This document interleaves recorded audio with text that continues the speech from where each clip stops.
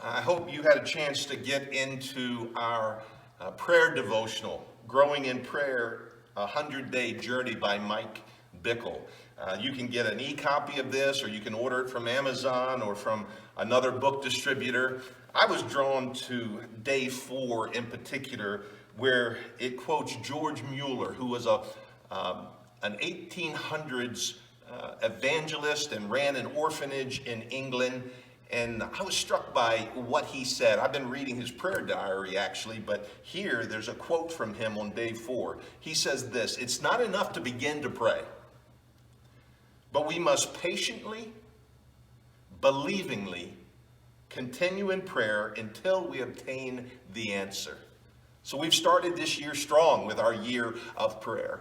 But it's not just about starting strong, it's about persevering in belief and persevering in patience with the Lord. So thanks for joining me. If you have to restart, if you got started on Monday, go ahead, restart today or tomorrow. If you haven't started yet, just begin to join us. We're doing this for the next 3 months, so there's plenty of time for you to connect with us as we as a faith family work through this. The other thing I wanted to mention to you is we're beginning to build an altar. We referenced this last week, and the altar was being built up, but we took time and laid those altar stones. We laid them down to make a foundation. These are things that people had said last Sunday, God showed up in some way in my life in the past, and that's laying a foundation for our belief. But what I want to begin doing for the rest of this year is I want us to begin to notice what God is doing right here and right now.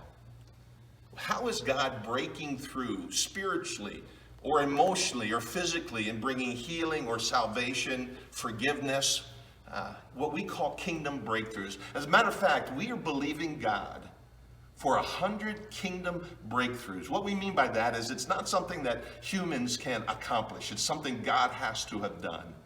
And we want to see those and record those and give God praise for those. At least 100 we feel God's given us the faith to believe for and pray for. So I'm actually starting. And we're going to have this pen here, and we'll have some stones. You can bring your own stone if you like. Drop by sometime or on a Sunday morning. But we had a woman here who had a breakthrough that God met her here. And she had emotional healing take place in this sanctuary during the week this week. And so I just put her initial and I put the letter H, remind me that it was for her healing. And then I put the date.